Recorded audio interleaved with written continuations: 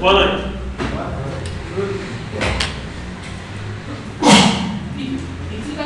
Hoje então eu vou dar mais uma, conhecer alguns componentes e propriedades aí do Delphi, no caso do ambiente Lázaro. E dentre eles, isso tudo tem repetição, na verdade, mais ou menos um apanhado que vocês já viram em outra disciplina, mas um formato diferente que se comporta aí na linguagem Object Pascal. Pascal foi boa, né? Pascal da época de Páscoa, também está lembrando, é só pesar um ovo, né? Ovo, pelinho, Páscoa, aí doce. Então, a linguagem Object Pascal ela tem algumas particularidades na criação do comando, mas a sintaxe geral, a forma, a estrutura geral da execução do comando é idêntica, né, na linguagem C que você já trabalha.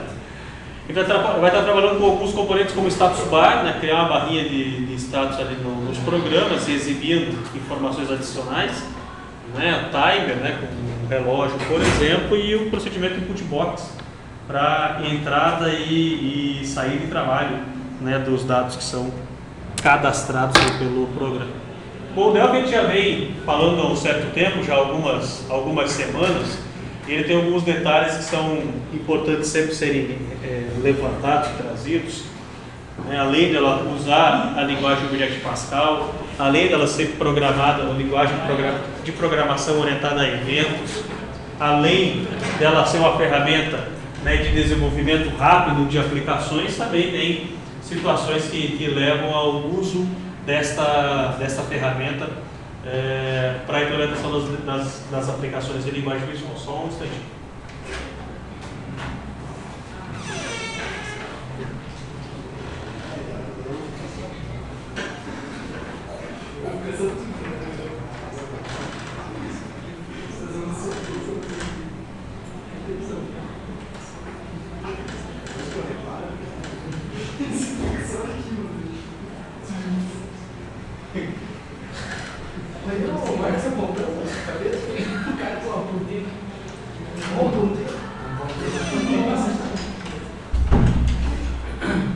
Então são as várias situações, alguns detalhes básicos. A gente viu também que o Delphi ele é formado de algumas particularidades, né, alguns arquivos que são criados além da linguagem, do que vocês estavam acostumados a trabalhar na linguagem C, que era formado basicamente de um arquivo .c e o .h, no caso das bibliotecas, se fossem necessários. Então a Unity, que são os arquivos .paz, é a parte do código propriamente dito. Na verdade, a grande vantagem ou facilidade do uso do Delphi é do arrastar-soltar. A gente pode utilizar os conceitos de desenvolvimento rápido, por isso que é RAD, né, para que nós possamos implementar as aplicações mais facilmente. Os formulários, o projeto e os procedimentos e funções, ele é baseado desta maneira. Numa linguagem orientada a objeto como ela existe no conceito de classes, objeto, herança, polimorfismo, que são conceitos que vão estar aprendendo na disciplina de linguagem orientada a objeto e teoria de orientação a objetos também, que não vem ao caso ser citado agora. Os tipos de dados que ele também viu, né, em outra oportunidade, usados basicamente para a criação de variáveis e passagem de parâmetros para funções e procedimentos. Os 4 tipos básicos suportados aí na linguagem são o inteiro real, a string e o boolean. Detalhe, lá na linguagem, né, C, por ser uma linguagem direta, simples, objetiva, não tem o tipo string. Não implementa C padrão ANSI, nós não temos o tipo string. Nós usamos a utilização de um vetor para armazenar uma cadeia de caracteres. Usamos uma matriz para armazenar várias cadeias de caracteres.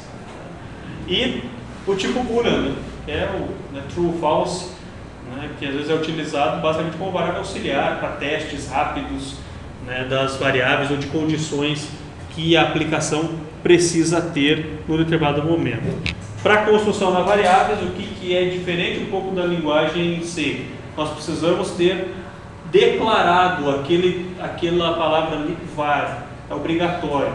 Ele já vem na própria definição, então, pegando lá o Lazarus, né, olhando lá a IDE, ele já define o escopo das variáveis dele, as variáveis globais, acima da declaração implementation. Da mesma forma no Delphi, usa exatamente o mesmo padrão. Então, na definição var, que é obrigatório, se vocês olharem lá na linguagem C, ela não tem isso, não existe a definição. Nós pegamos a linguagem Java, também não tem essa definição. Você define o que é entendido pelo compilador como sendo uma variável, em C ou em Java. Tipo e nome de alguma coisa. Ponto. É isso que ele entende como sendo variável. No compilador aqui do Delphi ou do Lazarus, que é o Object Pascal, ele depende a declaração explícita, porque é uma linguagem estruturada. Então é formada de diversas situações, onde nós temos ali, por exemplo, a definição de uma variável x do tipo inteira, então segue exatamente aquele padrão. A gente já viu isso em outras oportunidades.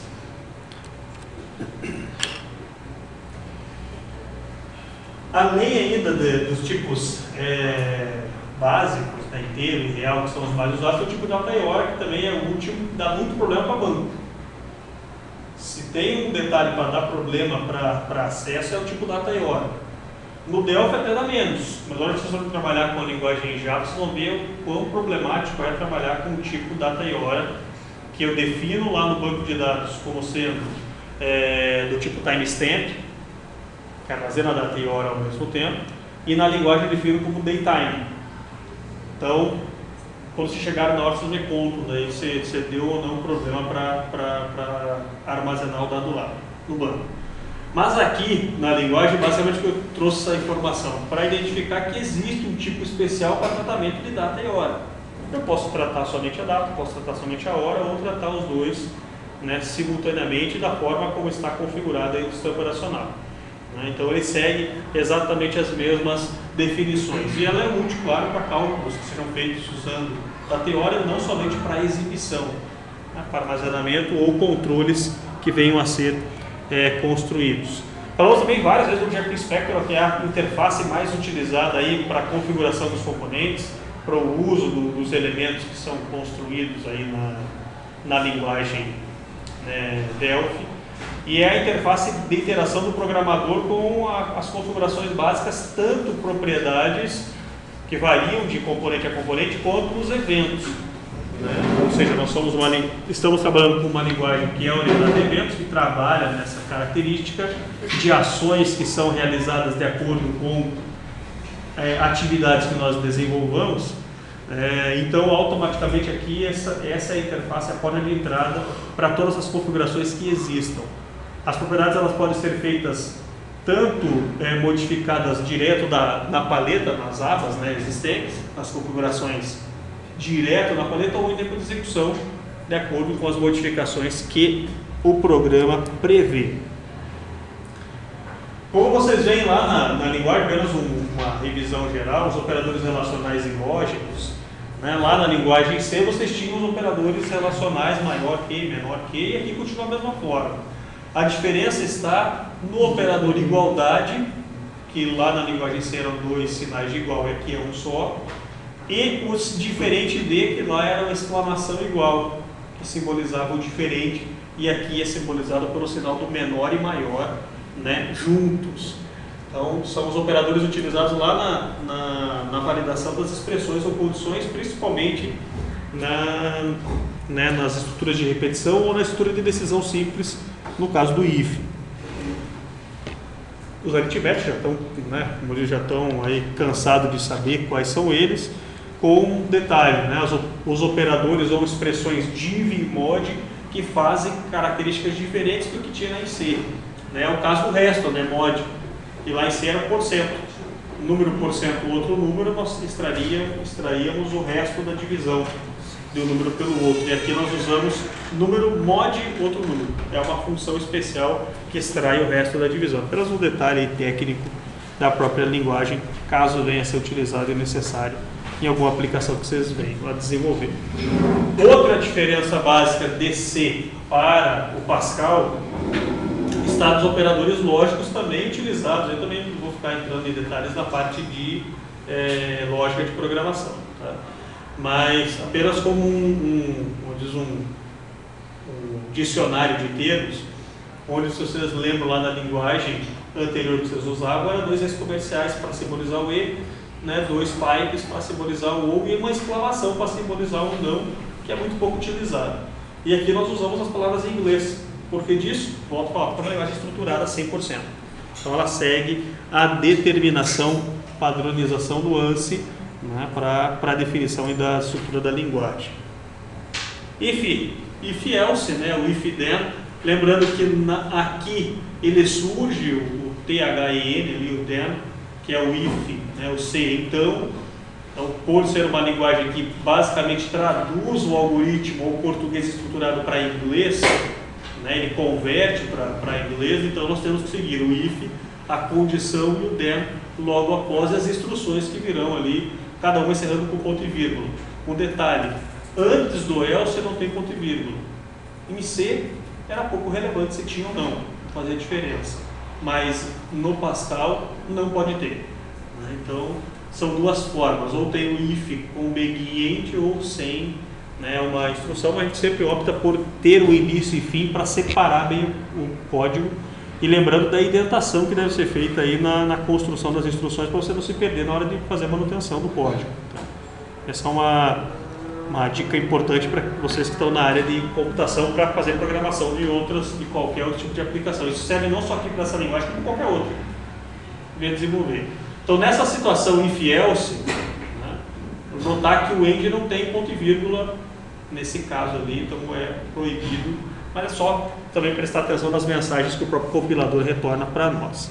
Então, até aqui, nada de novidade, são coisas que a gente já trabalhou até na última aula. A questão do if, né, o teste que ele é feito, né, então lembrando que aqui é só um caso bem simples, ele vai fazer um teste nessa variável A, que provavelmente é do tipo inteiro, foi definida, onde ele verifica se ela é igual a 10, então notando novamente que o sinal de igual, que um só indica, né, a expressão do igualdade, né, a validação da igualdade. Ele vai emitir a mensagem, que é um tipo especial que começa bem simples. Existe outro como message DLG que vai estar trabalhando na sequência. Né, então para quem já viu, né, já trabalhou, já trabalha com o Delphi, já conhece o message DLG e o message box, que são outros 2 tipos especiais aí de estrutura de exibição de mensagens. O show message é o mais simples, é similar ao printf que tinha em C. Ele imprime a mensagem e ponto. O message DLG já é uma caixinha de mensagem um pouquinho melhor elaborada, onde você coloca inclusive formatos ou ícones para exemplificar se é uma mensagem de informação, se é um erro ou se é apenas, né, uma mensagem de contextualização daquele caso que foi resultante de um cálculo ou de um processo qualquer. E o Message Box é uma outra especial que tem configurações adicionais, a gente vai estar falando aí cada um no seu tempo. A gente comentou também sobre conversão de tipos, isso é muito útil e é basicamente o casting, que alguém citou aqui numa aula anterior. Ou seja, você está forçando uma situação para a linguagem.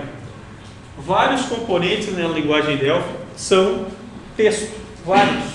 É o caso do edit, é o caso do componente Nemo, que a gente viu na aula, é o caso do componente listbox, que a gente verá hoje, é o caso do componente combobox, tantos outros, ele sempre trabalha com texto.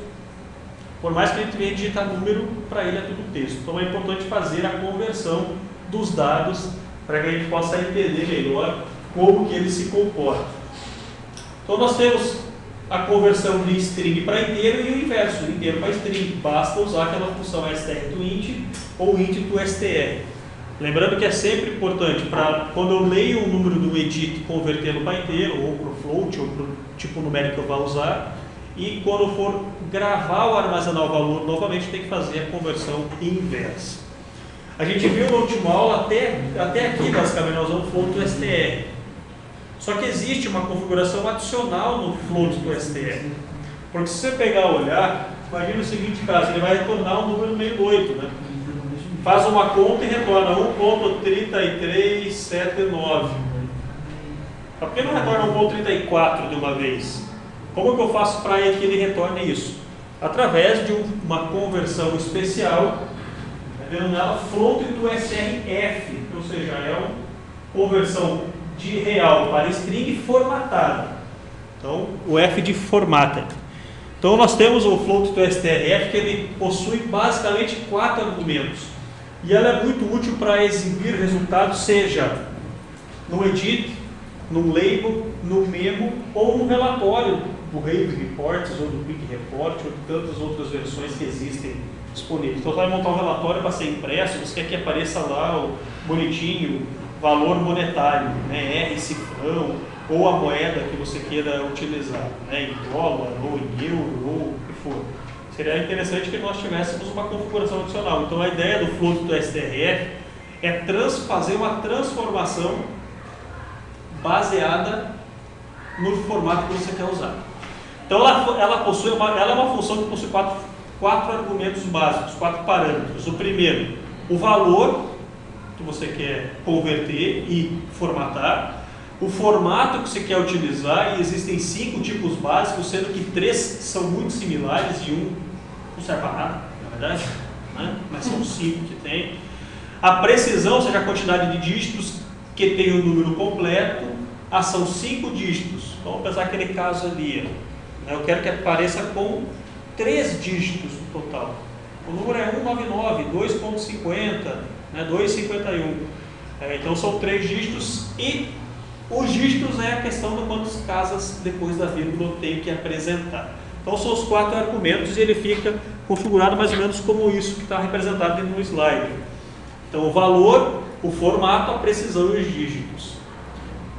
Precisão e dígitos são valores numéricos. Então nós colocamos aqui, por exemplo, precisão 10, são 10 dígitos no total, 10 elementos com 2 dígitos após a vírgula. Por exemplo, 10,2. Os formatos disponíveis são esses 5, como eu comentei com vocês. O FF General é o padrão que já tem, não precisa nem colocar. Float do STR. É o FF General. Então, criar usando esse formato FF General é a mesma coisa que você não usar o float do STRF. Ou seja, é o float do STR padrão. Ele apresenta o número que for configurado automaticamente. Ele não faz nenhuma modificação adicional. Ou seja, ele ignora a precisão em dígitos. Ele pega o valor e apresenta na tela, se for o tipo FF General. O FF Exponent é um outro formato especial e apresenta o número no formato exponencial daquele jeito ali, ó. E mais alguma coisa. Então, se for um número gigante, fez um cálculo, deu um número absurdo, né, deu um número de dígitos enorme, então ele faz a exibição exponencial como as calculadoras fazem também. FF Fixed, que é um dos mais utilizados, porque você vai definir ou determinar o tamanho e a quantidade de casas. Quantos dígitos vai ter o teu número? Né? Quantos elementos ele será apresentado? Então eu quero que aquele número que eu escrevi ali no quadro, 1.3379, seja apresentado com 2 casas depois da vírgula. Então nós usamos o FF Fixed e você força que o número seja a ser apresentado, é um número com 2 casas decimais, com um detalhe, arredondando inclusive. Então ele vai apresentar 1.34 naquele cálculo que deu aquele número ali. Tá? O FF Number é similar ao Fixed, então ele vai apresentar um valor numérico, tá? Então ele é idêntico ao anterior, e o Currency também é idêntico ao Fixed, com uma diferença, que acrescenta o símbolo monetário à frente do número. R cifrão, no caso da configuração Brasil, né? Se tiver a configuração dos Estados Unidos vai aparecer a configuração do dólar e tantas outras coisas.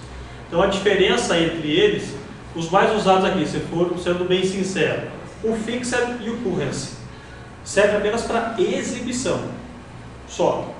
Então é uma transformação mostrando um elemento diferente aí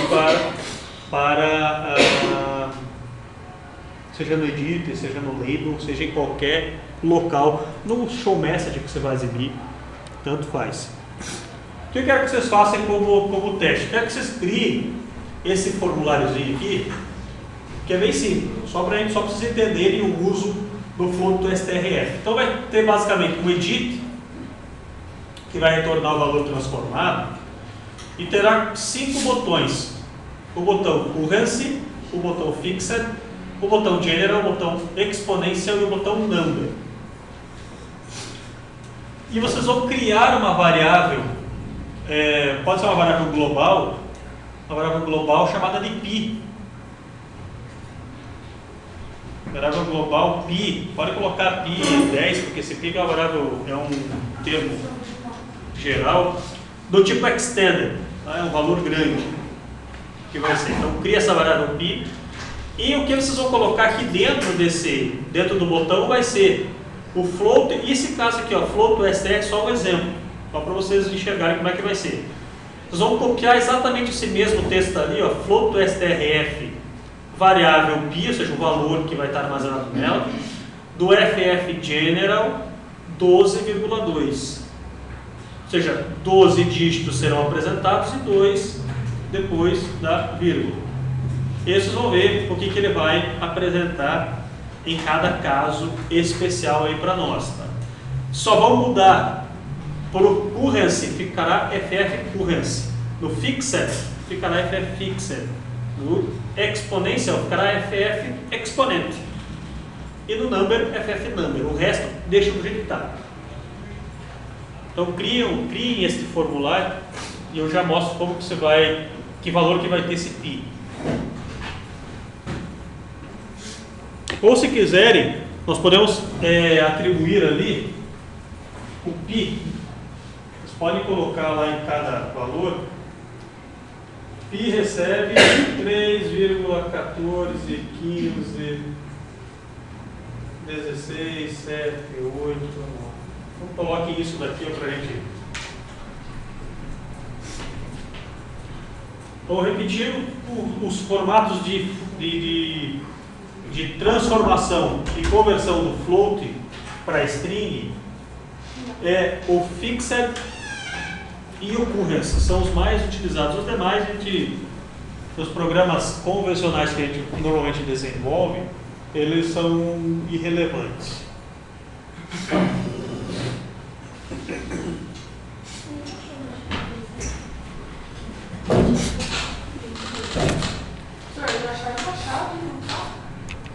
Acharam?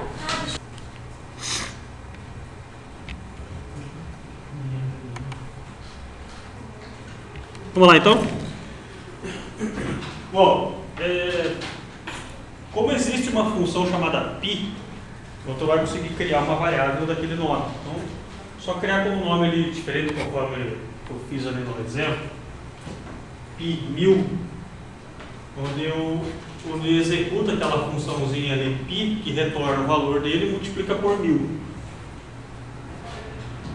Então, basicamente, o que foi feito é definida a variável lá acima do implementation, uma variável chamada de pi1000 do tipo extended, ou seja, um número grande, e dentro de cada um dos botões, currency, fixed, general, entre outros, nós fazemos esse cálculo aqui. Ó.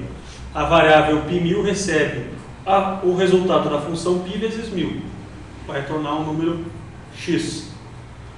E o que eu vou exibir no edit 1, o resultado será a função float do strf da variável calculada, do resultado ali armazenado em pi1000, do tipo ff currency, que nesse caso é o primeiro botão, 12 números, sendo 2 depois da vírgula. Então o currency, o que ele fará vai ser colocar o R cifrão na frente, formatando para número monetário. Tá? Faço a mesma coisa para cada um dos outros procedimentos, olha lá. Para o FF Fixed, que vai fazer a mesma coisa que o anterior, com a diferença que não vai exibir o símbolo monetário à frente. O FF General vai apresentar um número com 2 casas depois da vírgula, ponto, ou seja, é similar ao Fixed. O FF Exponent, que vai colocar um número, vai colocar um E para indicar que é exponencial, que é um número gigante, que vai ser similar ao que aparece nas calculadoras, como eu comentei com vocês. E o último, que é o FF Number, que fará aí uma configuração similar ao Fixed. Aí vocês fazendo os testes, vocês verão o que ele vai apresentar. faz o cálculo ali multiplicando por 1000 só para representar um número grande, só para mostrar o exponente, né? O FF exponente, que é a única diferença. Mas basicamente a linha é a mesma, né? Ctrl C, Ctrl V, copia essa linha ali essas duas aí do procedimento 1 e cola nos demais, mudando apenas o formato FF Currents. Vale exatamente a mesma dica. Não lembro como que é o nome do formato. Basta digitar FF, dá um Ctrl barra, ele mostra ali os tipos. Ó. Currency, Exponent, Fixed, General, Number.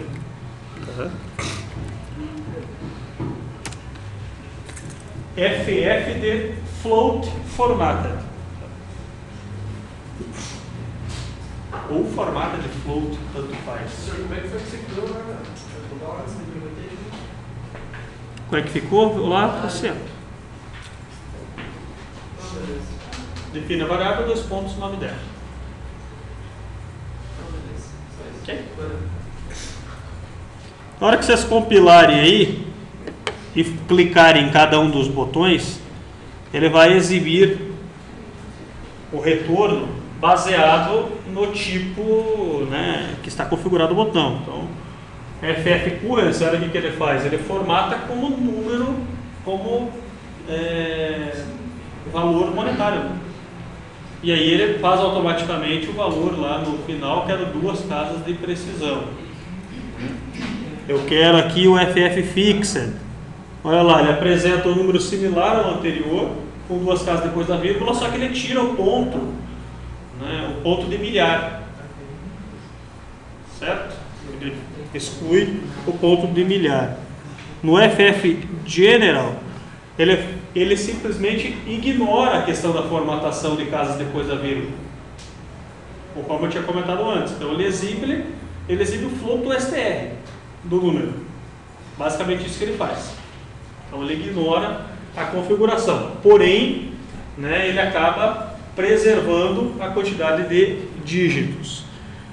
O FF exponencial ele vai exibir o número e o Ezinho lá no final, conforme a questão matemática, a notação matemática de valor exponencial. É um número muito grande, então elevado a 3. E o FF number, que ele vai formatar como número, ou seja, vírgula onde tem vírgula, casa de milhar onde tem casa de milhar. Então o FF number é similar ao currency, com a diferença em que ele elimina a expressão lá do valor monetário, qual é, se vai ser R cifrão ou não. Então cada caso vai ser, então o number, né, fixed e currency são os 3 animais usados. Os demais aí vai depender muito do que vocês querem. O general, eu quero que exiba todo o número ali que foi resultante aí do cálculo. E aqui vocês podem trabalhar também, né? Ao invés de ser 12, eu quero que seja 5. Quero que seja 10, né? Que é presente. Então, aí vai variar muito de caso a caso. O que vocês querem que ele apresente. Quanto maior o número, né, em precisão, maior a quantidade de dígitos apresentados. Faça um teste ali no currency, por exemplo, no primeiro que seja, ao invés de ser 2, vamos colocar 3 ali. Então 12,3 no FF currency. O que vai acontecer? Ele vai exibir 3 dígitos depois da vírgula. E assim ele fará com cada um deles. Então quantos números depois da vírgula serão apresentados no total. Ok? Ficou 12,3. O 12 é o número no total. No total. A quantidade de elementos que será representada ali, que será... Mas é no total ou é além também? No total. No total.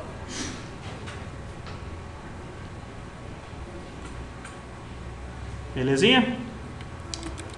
Então vamos voltar aqui. Ok?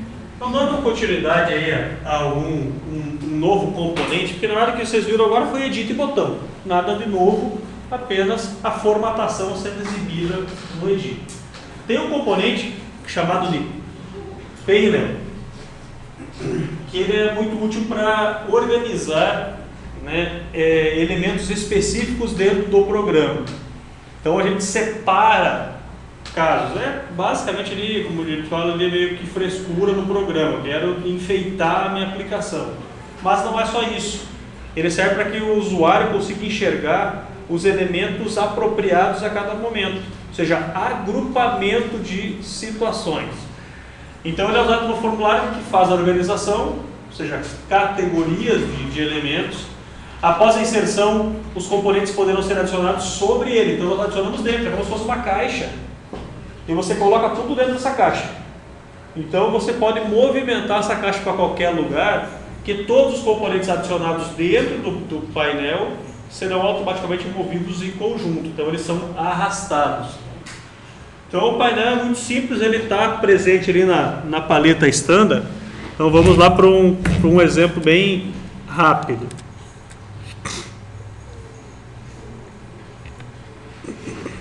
Então vamos usar esse mesmo caso aqui do Flow2STR e vamos adicionar um painel para colocar, por exemplo, os botões que fazem coisas similares. Que, como eu falei, o Currency, o Fixed e o Number são muito parecidos, os demais eles são um pouquinho diferentes. Então vamos colocar dois painéis para fazer uma separação mais ou menos assim. Então nós teríamos esses 3 botões aqui dentro de um painel e esses outros 2 num outro lugar separado, isolado, diferente. Do jeito que está, alguns podem pensar, mas ele já está organizado assim, eu já consigo enxergar. Mas eu quero dar um diferencial no meu programa. Então nós vamos na abinha Standard e pegamos lá o antepenúltimo componente, que é o T-Panel. E adicionamos ali no formulário. Note que ele já forma, né, ele tem o formato de caixa, o formato retangular, e pode ser movimentado da forma como quiser. Por padrão, ele já traz um texto. Basicamente, ele é um label com borda. Em outras palavras, ele exibe um label com borda. Então, ele comporta-se como o label também. Pressionando F11 para acessar o Object Inspector, nós temos a propriedade Caption lá, onde está escrito Panel 1, certo? Basta a gente apagar e pressionar Enter, some o texto Panel existente. Outra configuração que existe em alguns componentes, exemplo do Edit, é esse Bevel Inner, Bevel Outer. O Bevel é borda, tá? Como se fosse a borda, a linha que vai ser representada ali em volta do componente. Então isso ali tem várias configurações existentes. Então, por exemplo, vamos mexer ali o Bevel Inner, de none, vamos deixar Riser. Nota que parece que ela salta da tela, né? Fica como se fosse um 3D. Se nós deixarmos ali Lowered, olha como é que fica uma bordinha diferente, né? Então deixando lá Bevel Inner como BV Lowered e o Outer deixa do jeito que está. A gente pode mexer aqui também no tamanho ali, Bevel, né? O Bevel Width, ele mexe com a espessura da borda, ó. Olha como é que vai ficando. 5, por exemplo. 2. Aí vai de acordo com o gosto do freguês, como se diz. Vou aumentar e vou puxar, né, o botão. Olha o que acontece se eu simplesmente puxar ele assim para cima. Então, para arrastar para dentro do componente, você tem que fazer o contrário. Como o componente já está inserido no formulário, nós vamos ter que fazer uma operação recortar-colar. Se eu adicionasse um componente novo, vamos experimentar um botão novo. Pega um botão novo e clica e adiciona dentro dele. Olha a diferença. Olha o detalhe ainda, como ele é arrastado junto. Tá? Então, se eu quero adicionar um painel depois dos componentes já formatados para agora organizados, eu vou ter que trabalhar no formato Ctrl+X, Ctrl+V. Tem que recortar ele, porque arrastar para cima não vai servir. Então, vamos copiar esses 3 botões aqui, Ctrl+X e Ctrl+V, eu colo lá dentro. Então, a partir desse momento, eles passam a ser incorporados. Olha aqui um outro detalhe, ó. Olhe lá no Object Inspector, lá em cima, o que nós temos? Ó?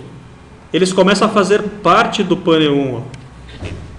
Eles fazem parte. O painel 1 tem incorporado nele uma estrutura, uma árvore. Então, dentro dessa árvore do painel, nós temos 3 botões, que poderia ter outras coisas ali dentro. Poderia ter edits. Basicamente, o painel ele agrupa componentes visuais, de uma forma que você dá uma visualização diferente, uma categoria, como tinha comentado no início. Posso adicionar o segundo painel para colocar os outros botões. Vamos puxar eles para baixo. E posso fazer uma outra configuração. Novamente, mexo ali na propriedade Caption, apago o texto que está ali escrito.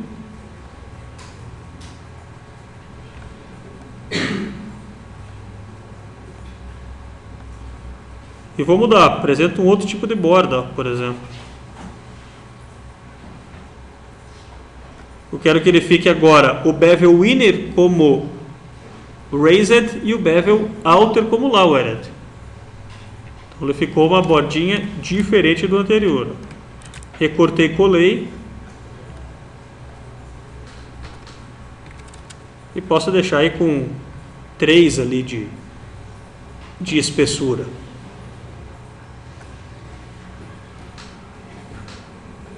Posso mexer na cor dele também se eu quiser, né? A cor de fundo. Nem ficou chamativo quase.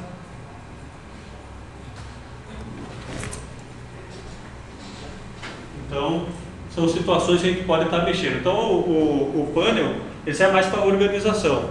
A diferença é que ele, a partir de agora, todo componente que é adicionado dentro dele, ele preserva a posição onde ele se encontra. Então, qualquer movimentação que a gente faça, o componente inteiro é mexido. Se eu mexer no painel, ele mexe todo mundo no mesmo tempo. Se eu mexer só num componente específico, obviamente que ele vai posicionar apenas aquele cara para um lado para o outro.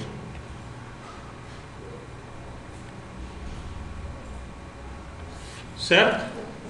Então, o painel basicamente é isso. Propriedades são normais. Notem que o painel também tem eventos. Tem o evento onClick, tem o evento doubleclick, tem o evento onEnter. Tem os eventos como quaisquer outros componentes. Aí vai depender muito, como eu sempre falo para todos os alunos, da criatividade do programador. O que eu quero fazer? Aí eu quero que quando clicar com o botão direito do mouse nesta posição, ele exiba um menu de pop-up. Eu quero que apareça, que mude a cor da fonte. Eu quero que...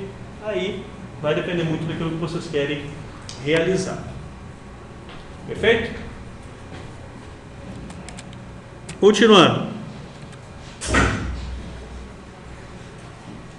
Apenas como curiosidade, mas vai ser útil para o próximo exercício que nós vamos fazer, estrutura de repetição.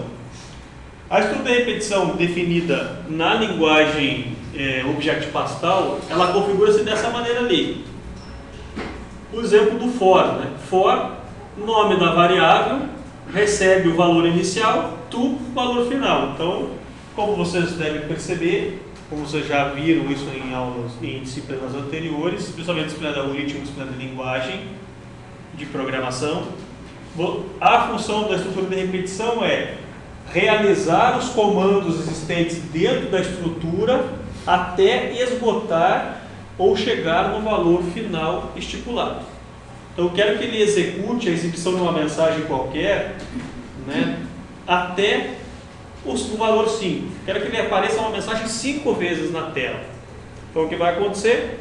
Eu vou fazer uma iteração, um laço de repetição, onde uma variável de controle seja incrementada até o valor 5.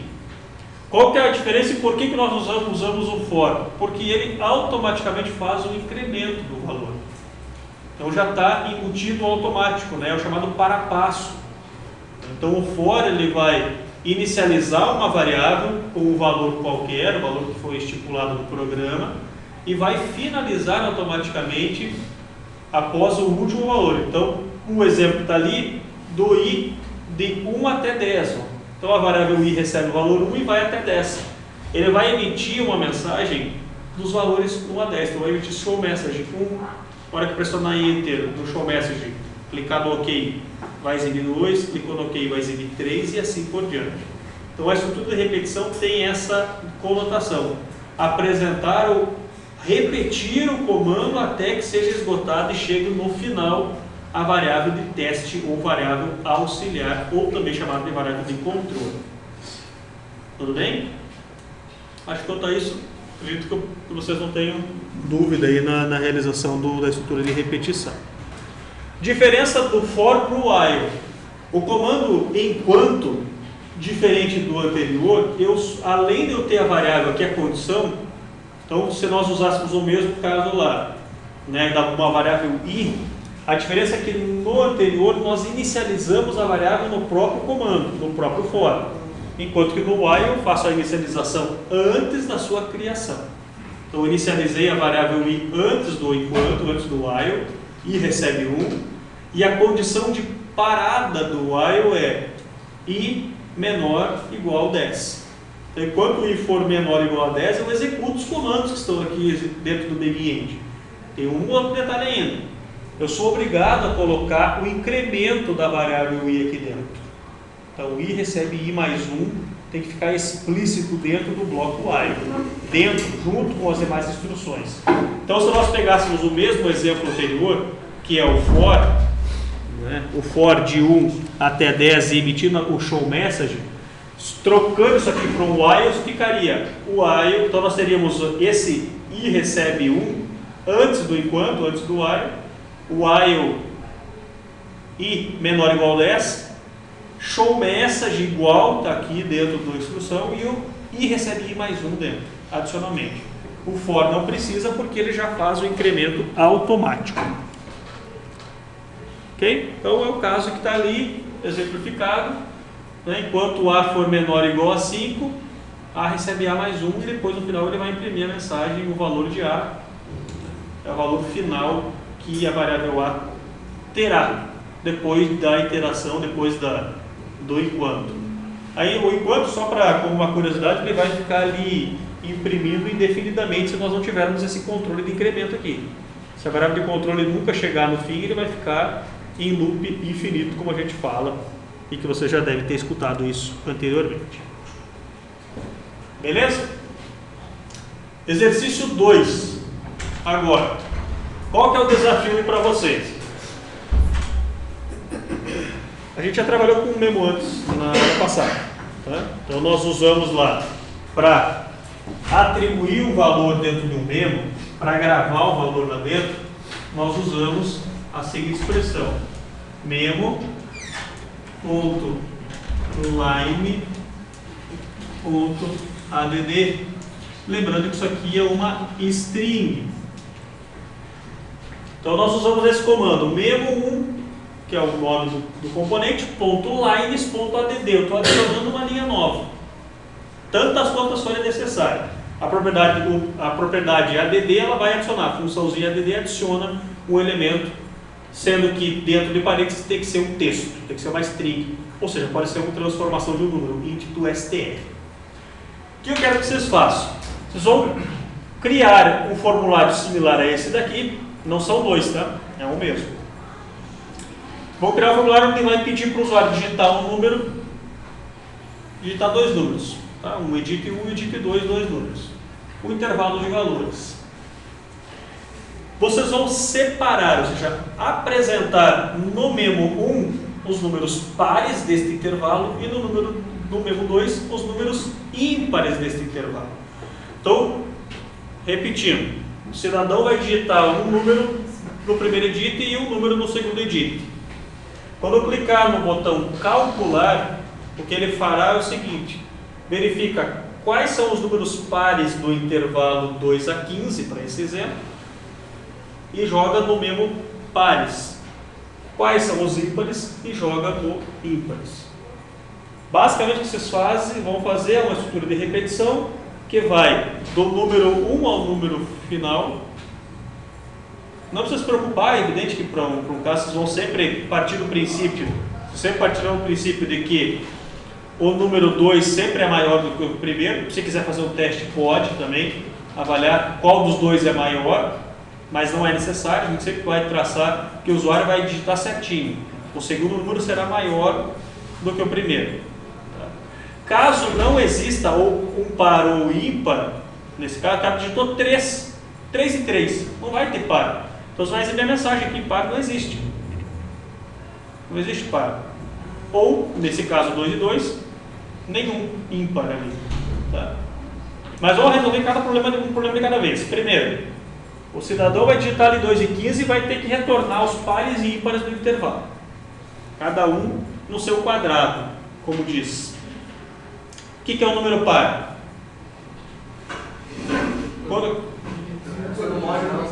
Isso, quando o mod é igual a 0.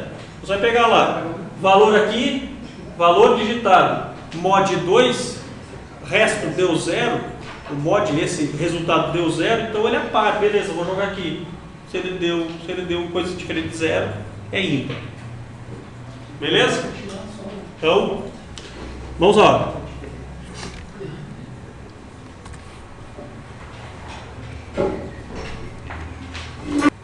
Vamos lá então. A ideia básica do problema é o seguinte. Né? Então, imaginando que o usuário vai digitar no primeiro número um número menor do que o segundo. Tá? Vamos partir desse princípio. Independente se nós faremos testes adicionais ou não, isso aí é uma questão interna no programa de cada um. Tá? Então, nós vamos seguir o princípio que vai digitar 2 e 10, 3 e 20, coisa desse tipo. A ideia geral, começando do início, nós precisaremos de uma estrutura de repetição que vá do início, tratando o início como sendo o primeiro número, até o fim sendo o segundo número. Então, nós vamos precisar armazenar os valores digitados no edit 1 e no edit 2 como sendo início e fim. Essa é a primeira situação. Nós vamos precisar fazer o incremento da variável início e é ela que será comparada a cada iteração. Então é a variável início que vai receber lá, início mod 2. Eu tenho que testar se isso daqui deu igual a 0. Se isso daí deu igual a 0, então automaticamente ele é número par. Então eu pego este valor aqui do início e adiciono no mesmo 1. Se esse resultado não der aquela resposta de 0, o resultado, né, o resto da divisão, então automaticamente ele passa a ser um número ímpar. Então, mais ou menos, nós teríamos o seguinte caso aqui no botão calcular. Então, nós vamos criar aqui algumas variáveis. Variável início, a variável fim e a variável resto. Todas do tipo inteiro. A variável início, como eu comentei, ela vai receber o valor, no meu caso aqui, do edn1.text, só que como ele é um texto, como todo mundo já sabe, eu tenho que transformar strToInt para poder gravar na variável início, certo? Faço a mesma coisa na variável fim.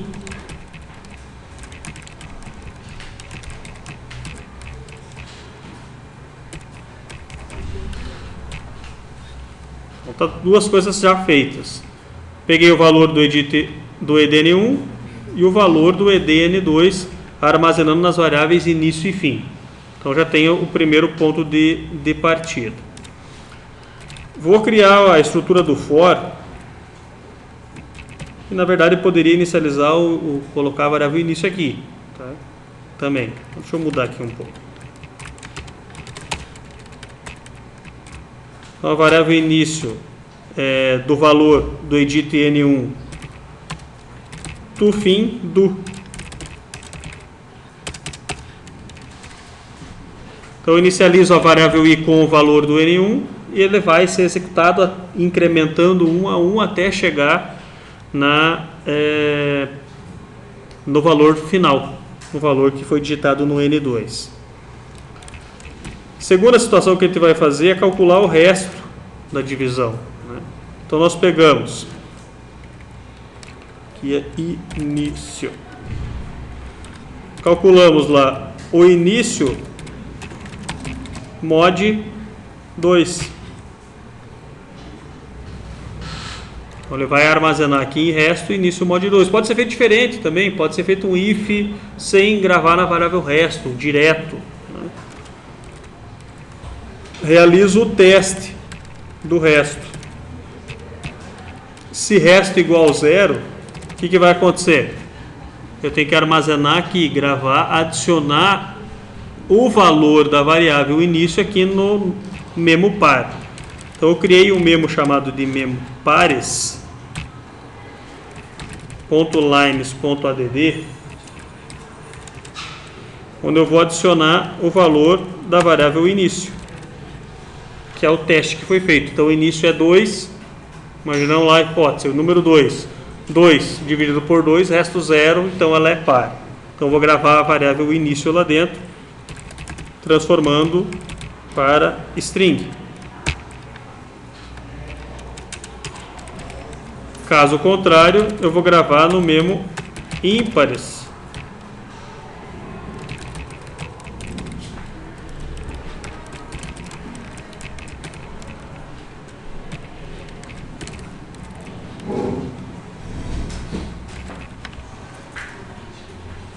Isso.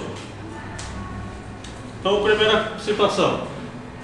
Faço a execução do for do primeiro ao último elemento, sabendo que o último, a variável de teste, de controle, de final de execução, é o segundo número.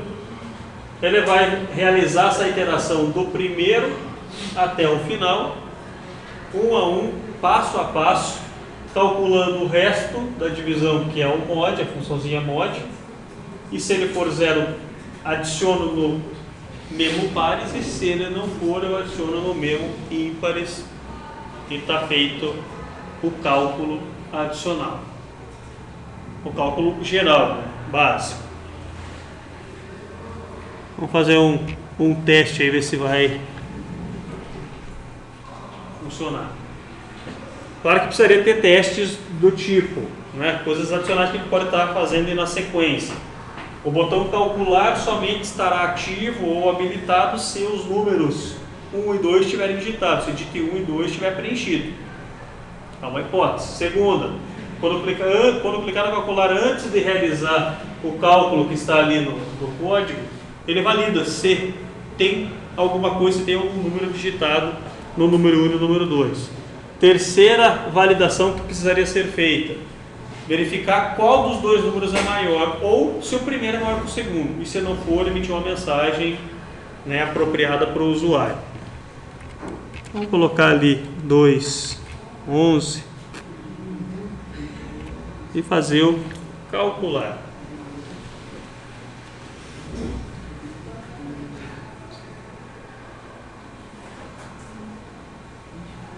Ele calculou.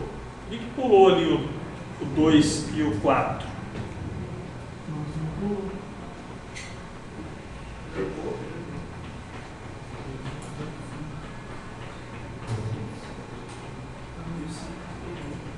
O 5 também não apresentou.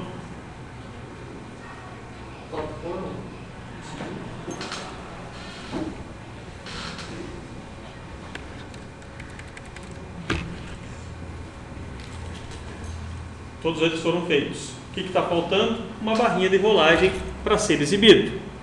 Okay? Mesma coisa aqui no outro. Falta uma barrinha de rolagem por causa do tamanho da fonte que foi utilizada. Tá? Então o cálculo ele foi feito por completo. Como que eu adiciono uma barra de rolagem? Então eu vou trabalhar numa propriedade do memo chamada screwbars. Se vocês olharem, está S-none. E nós vamos colocar apenas uma barrinha vertical. Então nós vamos colocar o SS vertical, tanto no memo pares quanto no memo ímpares. Então, automaticamente, quando realizar o controle, ele vai aparecer uma barrinha de rolagem em cada um deles, já sinalizando que tem elementos lá para cima. Então esse é um cuidado que a gente tem que tomar, porque para o usuário, se ele visualiza aquela situação inicial que nós tínhamos mostrado, ele ia parecer para ele que não tinha feito o cálculo do 2 e do 4, nem do 3 e do 5. Teria sido ignorado. Então é importante que tenha, porque é muito visual, nós estamos trabalhando uma linguagem visual, então nós temos que usar e abusar dos comandos que ela dispõe. Certo? O que precisaria ser adicionado aí na sequência também, daí fica como dever de casa para vocês, se não tiver um número par ou não tiver um número ímpar, exibir a mensagem nenhum no campo memo apropriado. Aí é um outro caso, é uma outra validação. O botão limpar. Tudo bem até aí? O botão limpar nós teremos o edn1.clear, só usar a propriedade clear dele, edn2.clear também, memo pares, primeiro, .lines.clear e o memo ímpares.lines.clear. Então são os 4 casos aí que a gente vai, são as 4 linhas para limpar aí todas as caixinhas de edição. Lembre, a função clear faz a limpeza de tudo, né, o nome já diz aí, na tradução de inglês, né, ele vai limpar todos os campos de texto que a gente tem. E no sair, nós usamos simplesmente, né, a chamada close para fechar o formulário, fecha a aplicação, finaliza tudo, tchau, acabou. Então vamos executar novamente,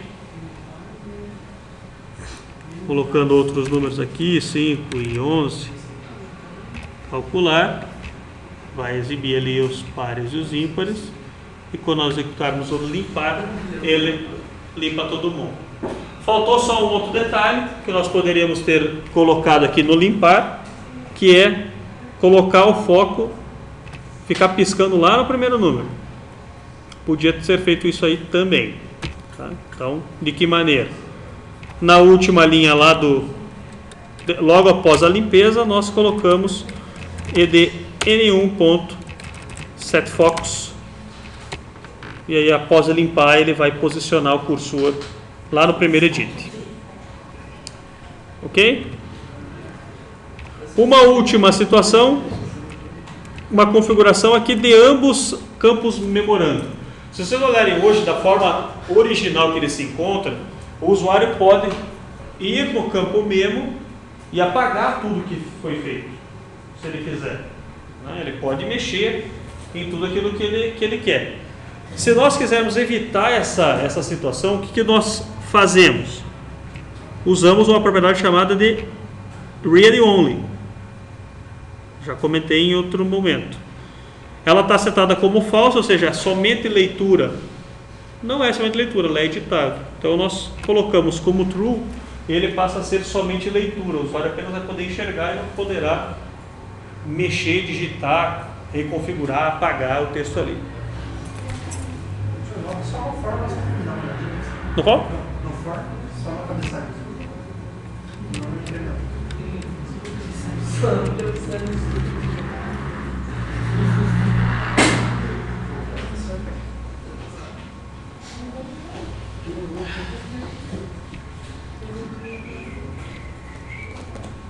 Dá pra deixar, tipo, mesmo colocando ali o read only true, ele deixa selecionar ali. Ele deixa selecionar. O que você pode fazer é enable, né? Enable false daí. Ele vai aparecer cinza. Uma última situação para esse problema, só para a gente poder finalizar esse programa e partir para a próxima etapa aí da nossa aula, né, nesses últimos 40 minutos que a gente tem, se vocês olharem hoje da forma como está, olha o que vai acontecer. Isso a gente já fez em outra oportunidade, tá? Na semana passada. Então vamos fazer o seguinte caso, 2, 5. Fez o cálculo dos pares e ímpares daquele intervalo 2 e 5. Se eu for aqui digitar aqui agora 5 e 9 e mandar um calcular, ele vai automaticamente preservar o anterior. Tá? Então o que você tem que fazer na primeira linha do calcular? limpar o memo. Primeira coisa é limpo o memo para ele voltar, vamos dizer, uma nova etapa, um novo cálculo. Eu não quero manter o cálculo anterior porque senão eu vou me confundir. Porque não existe um histórico aqui para mim dizendo, olha, o 2 e o 4 é daquele cálculo anterior. Né? Então nós poderíamos fazer aí, adicionar assim, colocar uma régua, como diz, né, para ele finalizar. Mas o objetivo não é esse, eu quero calcular basicamente outro. Então o que eu faço? Eu adiciono aqui, antes de todo o cálculo, memopares.lines.clear. E faço a mesma coisa para o memo ímpares.lines.clear. Então ele limpa os memorandos, limpa os campos memo, faz o cálculo. Limpa o campo memo, faz o cálculo, limpa o campo memo, faz sempre. A cada nova iteração, ele limpa aí, joga o cálculo. Ok?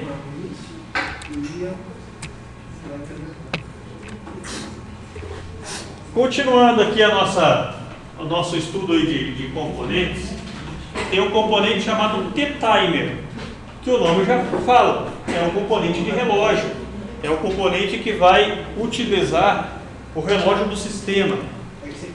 Então a ideia é, vamos tentar fazer um relógio digital e mostrar ele na tela.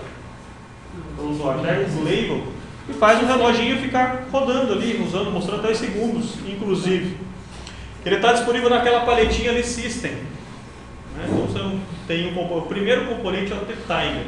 E o evento que é mais utilizado, claro que tem 3 do evento do componente T-Timer, mas o mais usado é o On-Timer, ou seja, quando ele entrar em atividade, tem um On-Start e um Stop, mas quando ele entrar em atividade, ele vai usando o relógio em tempo de execução. Então dispara comandos após o início do programa.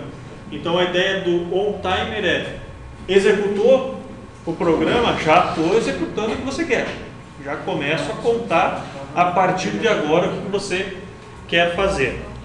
Tá? Trabalha com data e hora atual. Então o que eu quero que vocês façam aí como um outro exemplo. Primeiro, inserir um componente T-Timer nesse mesmo aplicação aí que nós acabamos de fazer do cálculo, tá, de intervalo de valores. Vamos inserir um label bem no final, bem no rodapé daquele formulário e inserir um componente T-Timer. Na propriedade OnTimer deste componente Timer, vocês vão digitar aquilo ali, ó, label 1. Então aí surge uma nova configuração para vocês, uma nova conversão de tipo. Então só preste atenção antes de vocês partirem para digitação aí. Essa conversão, assim como tem int to str, time to str, tem float to str, tem esse outro, o time. Acabei já adiantando. O que o time faz? Converte de hora para string, porque o caption do label é uma string.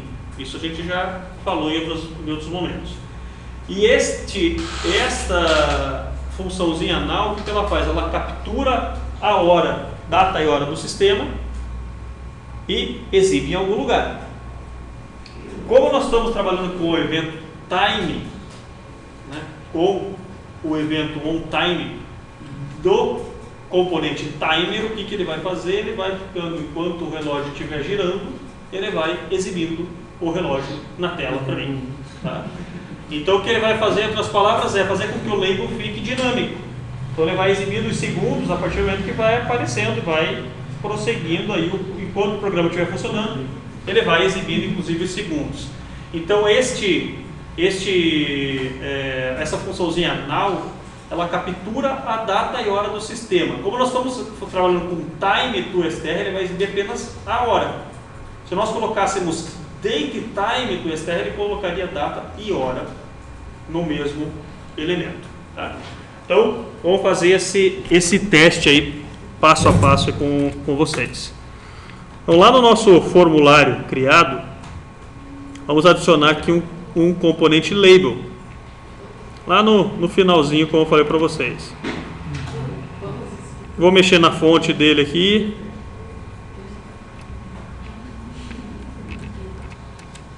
Tamanho 15. Ok. Então é 15 da fonte, já está louco de bom. Lá na paletinha System, nós pegamos o primeiro componente, ó, T-Timer, e adicionamos ele. Esse é o componente não visual, porque o fato dele aparecer ali no formulário não significa que ele será exibido em tempo de execução. Ele é diferente do componente botão e o componente memo, que são visíveis ao usuário. O timer ele apenas é utilizado nas rotinas que nós desenvolvemos no programa. Então, adicionado o componente timer 1, nós vamos lá no evento, não precisa mexer em nada de propriedade por enquanto, nós vamos no evento, no terceiro deles, o evento onTimer. Então, adicionou o componente timer, o label lá no final, não importa onde que vai ficar, nós vamos lá na propriedade onTimer e digitamos assim, ó, label1.caption vai receber o timer do str now.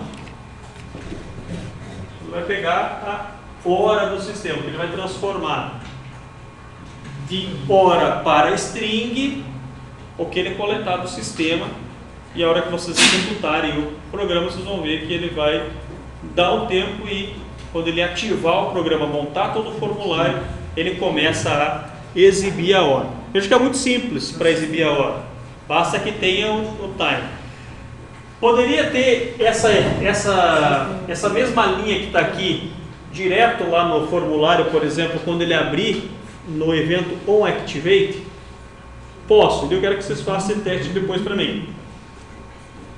Eliminar o componente timer e colocar exatamente essa mesma linha aqui no onActivate do form. Vai funcionar? Vou responder já de cara. Vai, mas ele tem uma diferença clássica. Ele vai exibir, ele vai capturar, ele vai tirar uma fotografia. Fotografia dinâmica? Só do Harry Potter, né, que tem lá no quadro dele, lá, ele fica, né, girando, né, mexendo. Mas se não for, não for de outro jeito. Então a fotografia ela é parada, é estática. Então a propriedade now, ela é estática, o comando estático, ele vai ficar parado. Mas o que faz ele tornar dinâmico? Qual que é a mágica, né, que a gente tem no Face, né, aparece lá muito, o pessoal fala qual que é a magia existente, por que fica girando? Porque enquanto estiver funcionando o componente, ele vai capturando, ele vai tirando foto do sistema. Ele tira foto, ele vai exibindo um após o outro, tornando o reloginho dinâmico conforme o que vai aparecer quando eu executar aqui o programa. Então executou e ele mostrou aquela beleza, como vocês podem ver ali para mim. É que na hora eu coloquei label 1, né? E não label 5, foi apenas uma falha minha. Então ele vai, enquanto está executando, então vamos mudar, né, para não ficar esse negócio esquisito ali, né? Então label 5, ele vai exibir lá no final, no lugar apropriado, como a gente previu. Então vai o reloginho ali sendo executado conforme a gente gostaria que ele ficasse. E fica assim todo o tempo. Se vocês pegarem e colocarem, como eu falei, num evento tradicional, que é o onActivate do formulário, a mesma função. O que ele vai fazer é, se eu abrir o formulário agora, vai ficar daquele jeito, 41 segundos. Ponto, não vai mexer mais. Tá? Essa é a diferença geral. Fazendo apenas uma última mudança e partindo aí para a próxima etapa, coloquem lá datetime to str. Datetime to str now e executem e ele vai exibir, claro que vai faltar espaço, mas ele vai exibir a data e a hora tudo junto. E vai mexendo, vai mudando conforme a gente precisar. Ok?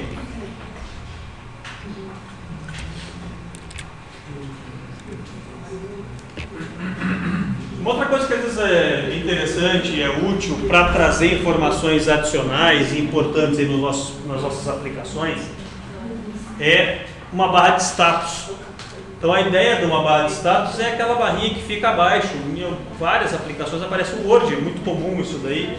Ele mostra se está pressionado caps ou não, né? Se a tecla insert foi pressionada ou não para sobrescrever as letras. setar o controle de alterações do programa. Então, são algumas configurações que os usuários já estão acostumados com elas.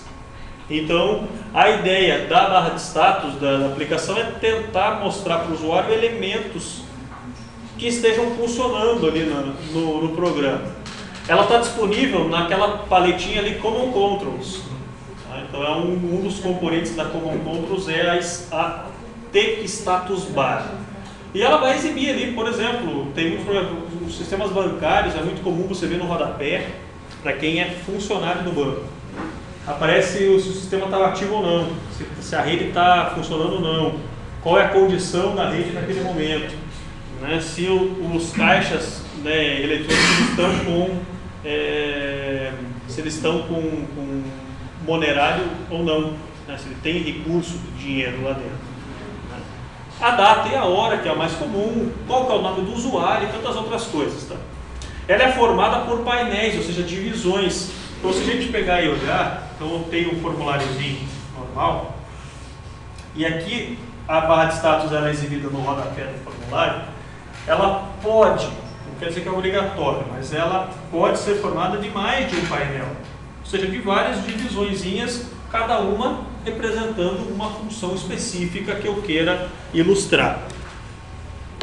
Quando eu adiciono uma status bar, ele abre a possibilidade para eu adicionar esses painéis, ou seja, eu tenho que configurá-los. De que maneira? Ou eu acesso a propriedade panel do próprio componente, ou eu dou 2 cliques no mesmo. Na hora que eu der duplo clique, aparece aquela telinha ali para vocês. Permitindo que eu, ao clicar no ADD, adicione, obviamente, um novo, né, status painel, né, um novo painel ali na status bar. Assim como o delete, eu apago, e os botões de movimentação up e down para posicionar qual que eu quero que apresente antes ou depois. Tá? Olha o que acontece, só um detalhe antes de eu passar a próxima slide. Notem o seguinte, olha, como que é o nome desse primeiro elemento? Ó. Status bar 1.panels índice 0, significa que eu estou tendo acesso ao primeiro painel, ou seja, a primeira divisãozinha que foi adicionada. Então, o índice 0 é o primeiro, índice 1 é o segundo, índice 2 é o terceiro e assim por diante. Então, se eu clicar aqui já mostra, ali, 0, 1, 2, 3, 4, tantos quantos eu adicionar. É evidente que quanto maior for o número de painéis adicionados, menor vai ser o tamanho da configuração. Tem a propriedade width, quando você configura o comprimento ou o tamanho do painel. Por padrão, ele já é configurado com o tamanho 50. Isso pode ser modificado para maior ou para menor, de acordo com a necessidade que vocês têm. Tá? Então, gravem ali, para ter acesso a uma propriedade em tempo de execução, eu quero modificar o valor que está armazenado no painel, no segundo painel. Então seria status bar 1, que é o nome do componente, ponto panels, índice 1, é o segundo elemento. Para que eu consiga modificar dados aqui, em cada um desses quadradinhos que são construídos, eu uso a propriedade text, né, conforme está ali representado no Object Inspector. Então o status bar 1, ponto panel, índice 1, eu vou mexer, ponto text, eu vou mexer na propriedade texto ou no valor que está no segundo quadrado ou no segundo painelzinho. Então o trabalho é feito conforme está explicado no slide, onde você usa o nome do componente, ponto, a propriedade panel e o índice dentre colchetes. O ponto text é o texto. Normalmente é texto, é string. Posso adicionar um número? Posso. Posso adicionar a hora do sistema? Posso. Então basta usar a mesma situação que tem lá, a funçãozinha now, transformando time to str. Tá? Então, esse exercício que nós vamos fazer passo a passo, eu vou fazer com vocês agora. Nós vamos adicionar um status bar no formulário e ele vai conter 2 painéis básicos, 2 caixinhas, 2 divisões. No primeiro, ou seja, no índice 0, nós vamos adicionar o exibir a data atual, e no índice 1, nós vamos exibir a hora corrente, o reloginho que nós fizemos ali no anterior usando o timer. Então vai ser necessário nesse caso o componente T-Timer exibido aí no formulário. Como nós já temos, então nós apenas aproveitamos. Então vamos voltar lá para a ferramenta. Vou apagar esse label 5. E nós vamos lá na abinha Common Controls, que é a terceira. E o status bar é o quinto componente. Ó. Então adicionou o status bar, veja que ele cria um painel, né, ele cria um rodapé ali vazio, sem nada. Duplo clique nesse painel, aparece aquela janelinha que eu tinha mostrado lá para vocês no slide. Nós vamos adicionar duas abas, dois status panel. Note que ele aparece ali, ele está meio fraquinho, mas ele mostra ali para nós uma barrinha vertical lá no barra de status.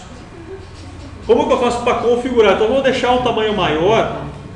Como eu falei, ele configura como 50. Então clica no índice 0, lá no primeiro, e lá na propriedade width, vamos aumentar para 150. Vamos deixar ele com 150, tamanho um pouquinho maior. E a gente configura de acordo com o que a gente quer. Tá? Ok? Não precisa mais mexer mais nada, isso aí é apenas configuração, alinhamento, né, que posição que vai ficar representado o texto e, né, o tipo da borda a gente quer que exiba, né, se eu quero que tenha ou não, se eu quero que ele exiba aquela barrinha vertical ou não. Tá? Então essa é a primeira coisa. Então adicionamos a barra de status, duplo clique, apareceu a segunda janelinha para edição do painel, é a mesma coisa que se nós viéssemos aqui na propriedade panels, faz exatamente a mesma configuração. Adicionamos dois status panel, ou seja, dois painéis, duas caixas para configuração, e modificamos o primeiro ali, a propriedade width, para 50, aumentamos o seu comprimento. Ok? Próxima etapa. Clica no formulário. Então, já que eu comentei na propriedade onActivate, vocês vão clicar no formulário e vão na abinha evento e vão dar dois cliques no evento onActivate do formulário. O que nós vamos colocar aqui? Status bar 1 ponto panels 0 ponto text. O que eu tenho que exibir aqui dentro? Eu vou exibir o date to str now. Então eu vou capturar a data do sistema, porque a data é fixa, ela não vai mudar, ela vai passar o dia inteiro a mesma data, então não vai fazer diferença nenhuma. Eu não preciso ficar adicionando todo instante, eu adiciono uma vez só. Abriu o formulário, adiciona a data, ponto. No dia seguinte vai adicionar a nova data, e assim por diante. Então, abriu ou activate abriu o formulário, ele vai adicionar ou exibir, ele vai exibir na primeira caixa da barrinha de status, que é o índice 0, a data capturada do sistema. Então a função now pega do sistema. Essa função now existe em muitos SGBDs também, já adicionando um pouquinho, não adiantando um pouquinho a disciplina. Você captura a data do servidor do banco de dados. Então também alguns SGBDs permitem ou têm esta função ou algo similar a esta. E lá na propriedade, lá no onTimer, lá no evento, então clica no T-Timer, no evento onTimer, nós tínhamos lá o label 5, né? Então não tem mais no meu caso. Então eu vou apagar e vou trocar para o status bar 1 ponto panels índice 1, que é o segundo elemento, ponto text. Então lá na propriedade onTimer, lá no evento, no evento onTimer do componente T-Timer, nós vamos fazer o seguinte: o segundo espaço vai apresentar para nós lá a data do sistema rodando automaticamente. Entendido? Então o primeiro vai trazer para nós a data lá no onActivate, vai exibir na primeira caixa, que é no panel 0, o índice 0, E na propriedade onTimer, lá no evento onTimer, ele fará a exibição para nós da data do sistema de uma forma automática, mais ou menos como o que vai acontecer quando a gente compilar aí o programa. Só que ele, como está date, né? Está date to str lá no último. Por isso que ele exibiu a data completa, ali, como vocês podem ver na segunda caixa. Tá? Então, como está a data completa, é só nós trocarmos ali para time ao invés de date time. Então, lá no onTimer, nós colocamos somente time to str. E daí, a hora que executar, aí ele faz. Vocês notaram assim, ele dá um segundo de diferença para exibir, né? Tipo, ele tem que pegar no tranco. Por que a data é tão ágil? Porque ela simplesmente tirou a foto da data e exibiu. O timer ele depende desse tempo porque ele leva 1 segundo, que aquele intervalo, se vocês olharem lá, a propriedade de intervalo está 1000, ele vai levar 1 segundo para poder exibir. Né? Então ele vai levar um tempinho ali para poder exibir a primeira informação, depois ele exibe e fica ali indefinidamente até você fechar o programa quando eu clicar no sair. Beleza? Então, se você olhar, hoje a gente aprendeu bastante coisa. Componente timer, trabalhar com demo, laço de repetição, ok? Novamente reforçamos a propriedade clear para limpar os dados de um formulário. Trabalhamos com a status bar, aí, com a barrinha de status. E vamos continuar. Para finalizar aí a aula, eu vou deixar aí o conteúdo que está no último ali para a próxima, que é o input box. E já vou adiantar só um pouquinho. A ideia do input box é a seguinte: ao invés de nós termos caixa de edição, nós podemos ter uma mensagem que recebe um valor. Então ele, além de exibir uma mensagem para mim, ele permite gravar o valor numa variável, por exemplo, e a gente trabalhar com ela lá dentro, né? Então até tem um exemplo ali do que a gente vai estar, do que a gente faz, é o cálculo lá para saber quem que é o mais velho entre 3 pessoas que sejam digitadas. Tá? Isso está postado aí no material que está disponível, nós vamos trabalhar isso na próxima aula também. Mas o que eu quero que vocês façam? Na última aula ele trabalhou com chamada de formulários. Então a gente usou aquela propriedade showModal para chamar um formulário, né, que seja ativo. Então o que eu quero que vocês desenvolvam? Uma aplicação zerada que tenha um formulário de login e um formulário 2. O formulário de login vai ser validado basicamente assim, usuário e senha, e vocês tratem 2 usuários distintos só para a gente poder mostrar nomes diferentes na barra de status. Validação feita com if normal, né? Se o usuário for João e senha igual João, chama o formulário. Se o usuário for Maria e a senha Maria, chama o formulário. Senão, o usuário e senha não bate. Tá? Então valida lá 2 usuários distintos. Se eles forem igual, chama o formulário. Caso não, exibe uma mensagem, né, e limpa os campos, como a gente já fez. Ok? O que eu quero que vocês façam ainda? Né? O formulário que vai ser exibido, que vai ser chamado após a validação do usuário e senha, ele deverá apresentar uma barra de status, e nesta barra de status ele tem que mostrar 3 painéis. No painel 0, ele vai mostrar olá, nome do usuário.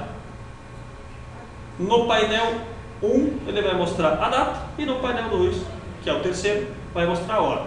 A data e a hora já está feito. A única coisa que eu tenho que fazer é adicionar um terceiro painel para exibir a mensagem bem-vindo ou olá e o nome do usuário que logou. Então, entendido? Então vai ter um formulário de login, formulário 1, usuário e senha, similar ao que está projetado aí para vocês. Digitou o usuário, digitou a senha, quando clicar no logar, você vai validar o texto digitado no edit 1 e o texto digitado no edit 2. Bateu conforme você já gravou dentro do programa? Ok. chamo outro formulário onde eu vou exibir na barrinha de status o nome do usuário logado, a data e a hora corrente, em 3 painéis diferentes no status bar. Não validou, mensagem de erro, puxou message simples dizendo que o usuário e senha inválido. Então vamos lá.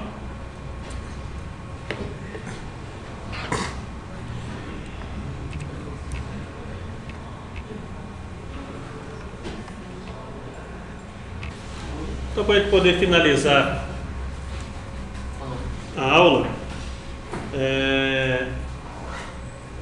a ideia básica é a seguinte: é construir um formulário onde pede um usuário e uma senha, e o botão logar fará a validação do texto digitado no edit usuário e no edit senha, e após a validação ok, ele vai chamar um formulário que eu denominei aqui de boas-vindas, onde vai ter um componente timer, basicamente, e 3 painéis. Na verdade, na projeção não dá para ver, mas no vídeo acho que vai dar para enxergar, que ele está dividido em 3 partes, né? Então, o status bar aqui tem 3 painéis, sendo que o primeiro deles eu configurei com tamanho 120, que vai aparecer lá o olá, nome do usuário. O segundo 80 e o último ficou com o tamanho 50 mesmo. Então só o primeiro deixei o tamanho maior porque o primeiro aparece o nome do usuário, o segundo a data e o último aparece a hora, né, do sistema.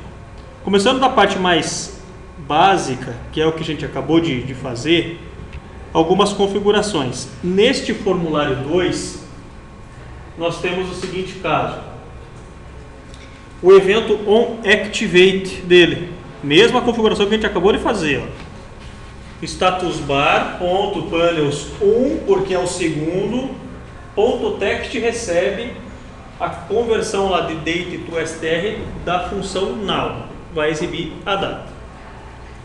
E no evento onTimer, daquele componentezinho timer que a gente adicionou, o evento onTimer vai fazer o outro caso.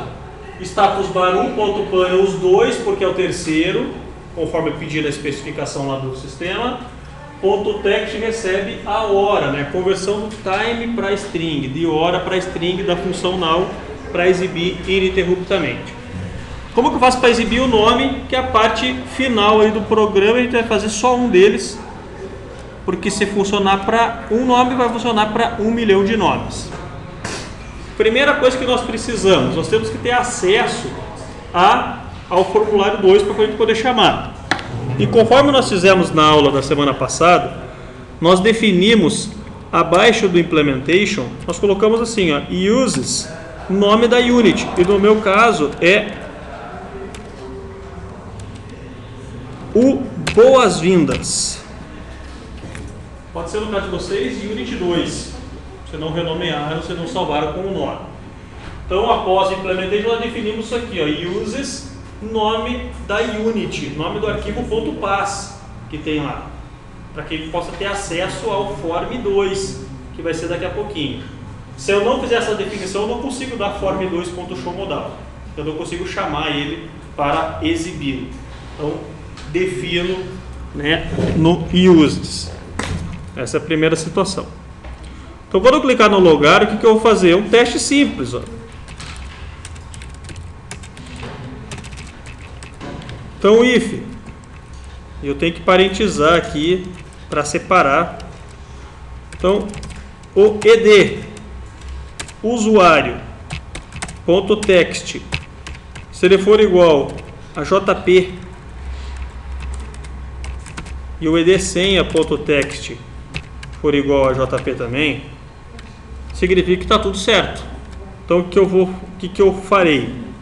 Eu vou chamar o form 2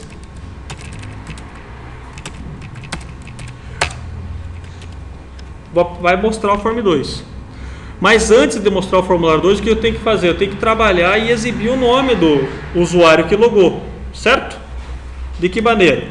Então eu coloco aqui, ó, eu começo a ter acesso, como eu defini aqui em cima, no uses, eu defini a unit que eu quero usar, a partir desse momento eu tenho acesso a todos os componentes daquele formulário criado. Então, dessa forma, nós podemos perfeitamente colocar antes da chamada, assim, form2.statusbar.panels0.text recebe o texto que eu quiser colocar aqui dentro. Então, olá e o usuário, né? Posso colocar direto, né? Olá, JP.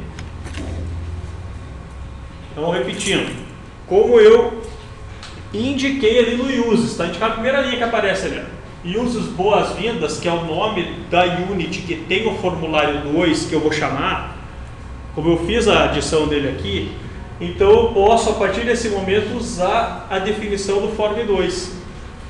Então eu fiz uma validação simples quando eu clicar no botão. Ele vai verificar o que eu digitei no edit usuário é JP e o que eu digitei no edit senha é JP, ou seja, usuário e senha batem.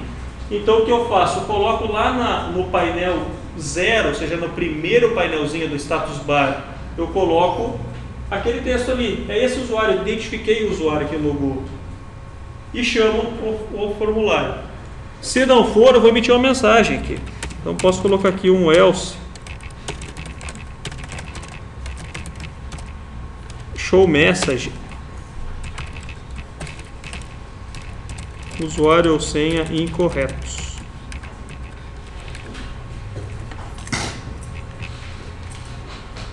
Valido o usuário, chamo o formulário, deu erro na validação, mensagem para quem executou. Então, executando aí o programa, JP senha J, logar, usuário senha incorreto pela validação que a gente colocou. Mas se nós colocarmos a senha correta, olha o que acontece. Ele exibe a mensagem que eu coloquei ali no status bar, panel 0, olá JP, a data e a hora, conforme nós programamos em 3 painéis distintos. Ok? Próxima aula a gente vai trabalhar então com o input box, que é o assunto que já está no material disponível para vocês, pode dar uma estudada, e trabalhar com outros componentes adicionais, né, para os exemplos que virão aí na sequência. Então, até a próxima aula.